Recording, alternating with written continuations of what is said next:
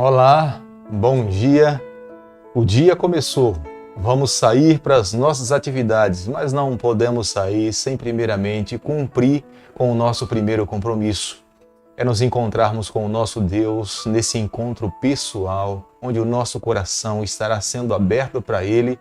Queremos ouvir as suas orientações, as suas recomendações e depois então encararemos os problemas, as dificuldades que se darão no decorrer desse dia. Quero, nesse momento, convidar você a refletir nesse texto bíblico que está no livro de Salmo, capítulo 81, verso 10, onde os filhos de Asaf cantavam dizendo o seguinte: Eu sou o Senhor, teu Deus, que te tirei da terra do Egito. Abre bem a boca e te a encherei. Salmo 81, o verso 10. Nós sabemos que toda a libertação que se deu e que se dá na nossa vida é através do nosso Deus. Somente Ele pode de fato nos libertar de todos os grilhões do pecado. Nenhum outro tem poder para nos libertar de todo o mal que existe sobre esse mundo. E é por isso que nós iremos louvar o nome dEle, nós iremos testemunhar a respeito da sua pessoa por toda a nossa existência. As razões pelas quais esse canal foi aberto é para que nós possamos a cada manhã termos um capítulo da Bíblia aqui disponível para que nós possamos estudar, refletir nas orientações da palavra do Senhor. E nessa manhã, o capítulo específico que nós vamos estudar é de Deuteronômio, capítulo 5, o verso 1. Chamou Moisés a todo Israel e disse-lhe: Ouvi, ó Israel, os estatutos e juízos que hoje vos falo aos ouvidos, para que aprendais e cuideis em os cumprirdes. Moisés estava sendo extremamente cuidadoso com as suas últimas palavras. Este era o segundo discurso de Moisés para toda a nação de Israel. Moisés usa expressões, ouvi Israel. Ele de fato estava falando, prestem atenção. Tomem cuidado em anotar esses conselhos. Se vocês se esquecerem de algumas coisas, desses aqui vocês não podem. É de essencial para que vocês vivam uma vida feliz. E ele falava, ouvi Israel. E ele começa a falar e a dizer o que de fato Deus tinha colocado no seu coração. As lembranças pelas quais ele tinha da conversa pessoal com Deus, nesse momento crucial, ele estava relatando para a nação de Israel, deixando como registro e conselho para que aquele povo pudesse viver uma vida feliz. O próprio livro de Deuteronômio, o nome em si, é uma repetição das leis. E Moisés começa a relembrar daquilo que de fato é essencial para que o seu povo pudesse viver uma vida feliz. E ele começa mais uma vez a mencionar a lei dos mandamentos de Deus que ele mesmo recebeu das mãos do Senhor, escrita pelo dedo do Senhor. No capítulo 5 do livro de Deuteronômio, o verso 3, Moisés traz uma lembrança à nação de Israel. Ele fala, o compromisso e aliança não foi apenas com os nossos pais, Abraão, Isaac e Jacó, mas a aliança ela se expande e se estende a nós também, e ele incluía a nação de Israel. Poderia acontecer que alguém, vivendo naquele período, pudesse se justificar dizendo o seguinte, a aliança não foi comigo, a aliança foi com o nosso pai. O que é que eu tenho com o compromisso do meu pai? Mas Moisés, nesse momento, está a lembrar a nação de Israel que a aliança, ela de fato passava de pai para filho. Os filhos tinham a responsabilidade de proclamar, os filhos tinham a responsabilidade de viver as verdades. Eles seriam responsáveis em entrar na terra prometida, mas eles também estavam se comprometendo em viver uma vida que representasse o nome do Senhor, que tinha assumido aliança com os seus pais no passado. No capítulo 5, o verso 5 do livro de Deuteronômio, Moisés ele se coloca como sendo o mediador entre Deus e os homens. Foi ele que recebeu das mãos de Deus a lei dos 10 mandamentos. E foi ele que, ao receber das mãos do Senhor, ele colocou nas mãos do povo de Deus, a nação de Israel. Moisés ouviu as palavras do Senhor. Moisés viu o Senhor escrever com o seu próprio dedo e Moisés foi o responsável em comunicar ao povo de Deus o que o Senhor esperava que eles pudessem viver. Moisés, naquele momento, ele estava assumindo um papel de Cristo. O que Cristo faz por mim e por você hoje, ele intercede pela nossa vida, ele é o nosso único mediador. Moisés um dia assumiu esse papel, recebendo de Deus a lei e entregando para o seu povo. Jesus, na cruz do Calvário, entregou a sua vida para nos redimir e apresenta o seu sangue redimido para que ele possa nos conceder o direito da vida eterna. A lei de Deus representava a graça salvadora de Jesus Cristo naquele momento. Era a única forma de alcançar a plenitude das bênçãos de Deus, era vivendo uma vida de obediência ao que Deus estava pedindo para que eles pudessem viver. No capítulo 5, verso 7 do livro de Deuteronômio, Moisés reitera as orientações de Deus. Deus estava pedindo exclusividade. Deus não esperava que existisse nenhum concorrente quando se trata de adoração.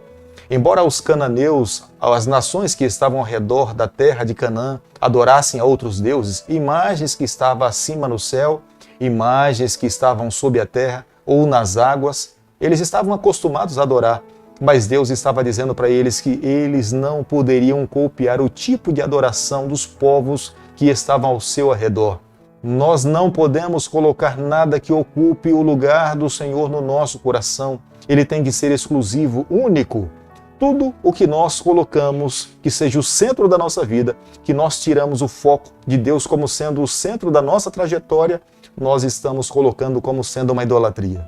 O capítulo 5, verso 10, está a essência da observância e da fidelidade a Deus, daqueles que o amam. Toda obediência precisa estar completamente mergulhada no amor a Deus.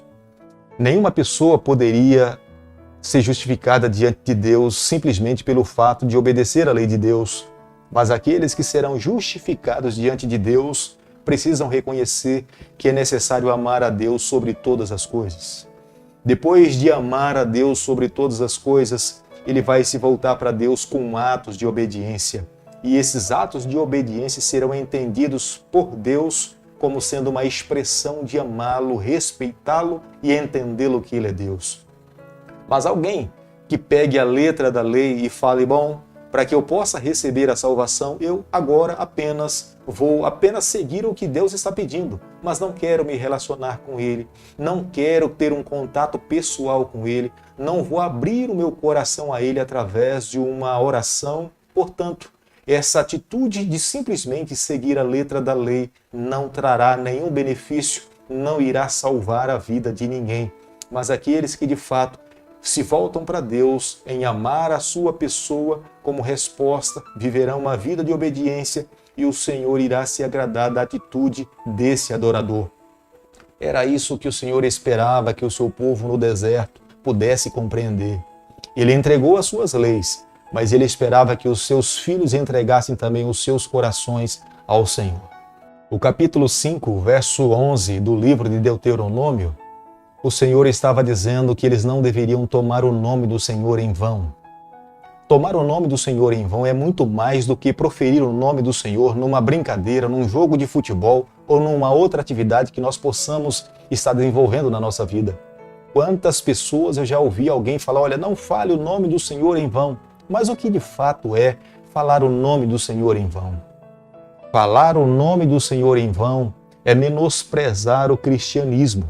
É deixar de viver o ideal de Deus. Uma pessoa que não vive o que o Senhor pede para que ele possa viver, ele está tomando o nome do Senhor em vão. Porque todo aquele que aceita o cristianismo deve, de fato, representar a vida de um verdadeiro cristão. Representa Jesus Cristo, mas quando nós não vivemos o ideal de Deus, nós estamos vivendo a superfície do Evangelho. Portanto, se nós não representamos quem de fato é o Senhor Jesus, nós estamos menosprezando a sua filiação, o seu nome. E Deus estava dizendo para os seus filhos, vocês não podem tomar o meu nome em vão. O livro de Deuteronômio é a recapitulação da lei de Deus. O que Moisés um dia ouviu das mãos do Senhor lá no Sinai, quando Deus lhe entregou as tábuas de pedra, ele agora, às margens do rio Jordão, antes que o povo pudesse entrar na terra prometida, Moisés estava recapitulando para o povo como é que eles deveriam viver ali. O sábado provém das mãos de Deus. O sábado provém do Éden. Quando nós olhamos para a lei de Deus, nós podemos ver que o Senhor foi muito específico no que ele diz com respeito ao quarto mandamento, que é o Santo Sábado do Senhor. Os israelitas deveriam cessar as suas atividades. Os israelitas deveriam entender que esse dia era separado para um relacionamento pessoal com o seu Deus. O sábado, portanto, trazia a noção e o entendimento para a nação de Israel de libertação do pecado, como aconteceu lá quando eles estavam no Egito. Para eles não poderiam se esquecer que quem de fato tinha trazido a bênção de uma vida plena, da libertação de todo o sofrimento, era o Senhor. E o sábado deveria trazer essa conotação e entendimento para todo aquele que estivesse entrando na terra prometida. O capítulo 5, verso 16, Moisés fala de honrar pai e mãe. O apóstolo Paulo fala que somente aqueles que conseguem compreender a importância de um pai e de uma mãe é que eles um dia poderão honrar a Deus.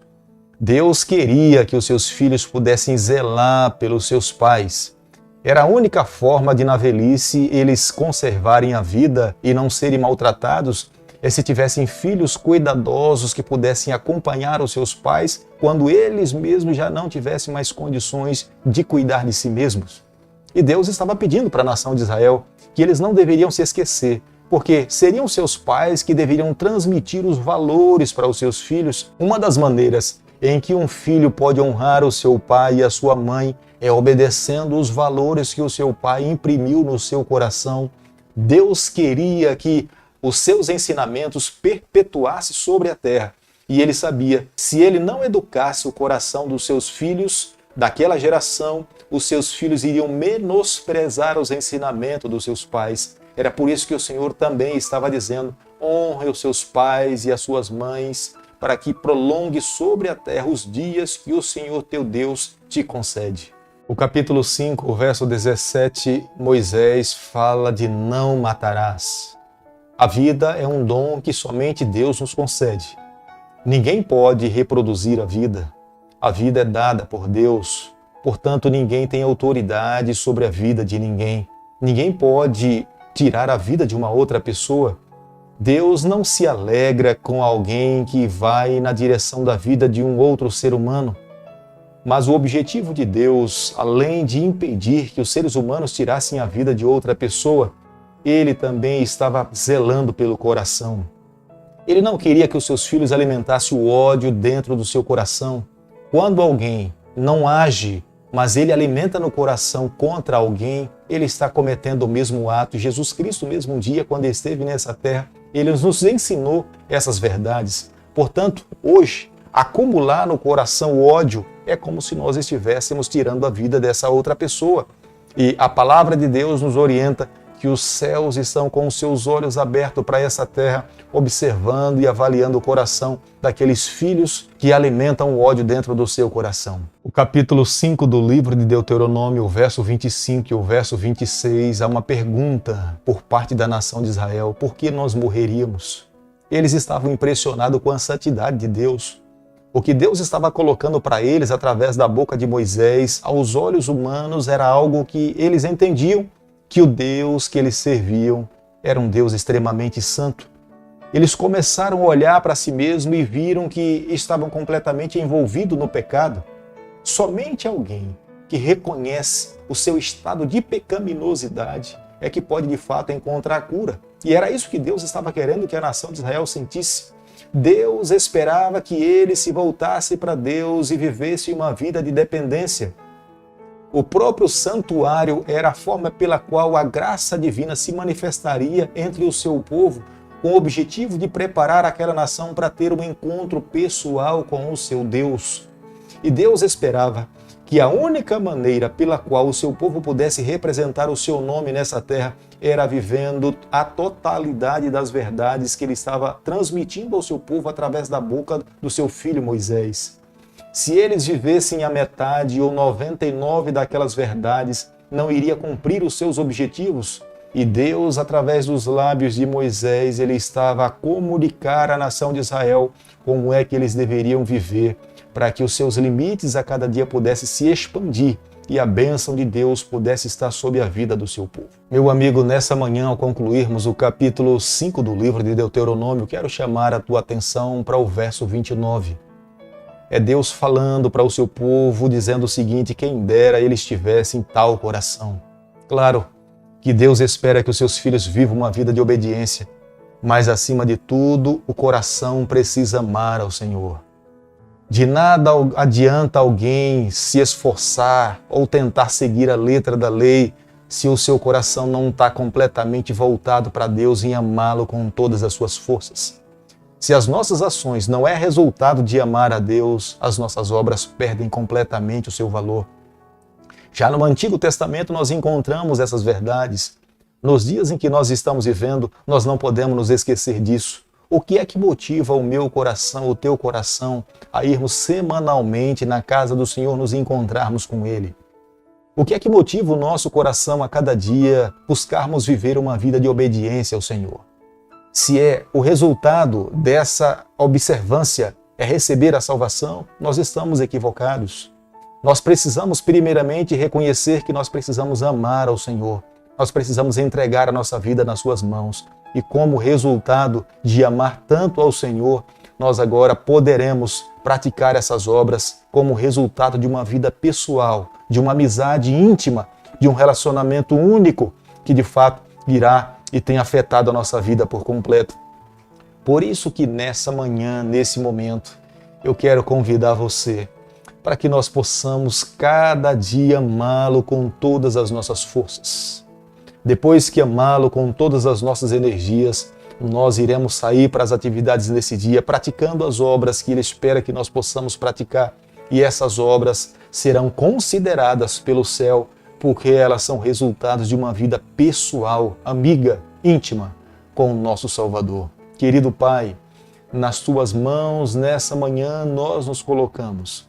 Reconhecemos as nossas debilidades, clamamos pelo Teu nome e pelo Teu poder. Por favor, Senhor, toma a nossa vida nas Tuas mãos, guia a nossa trajetória, é o nosso pedido e a nossa oração, e nós fazemos em nome de Jesus. Que o Senhor te abençoe e te guarde, que Ele faça resplandecer o seu rosto sobre você, que Ele tenha misericórdia de você, que sobre você nessa manhã Ele levante o seu rosto e conceda a sua paz em nome de Jesus. Amém.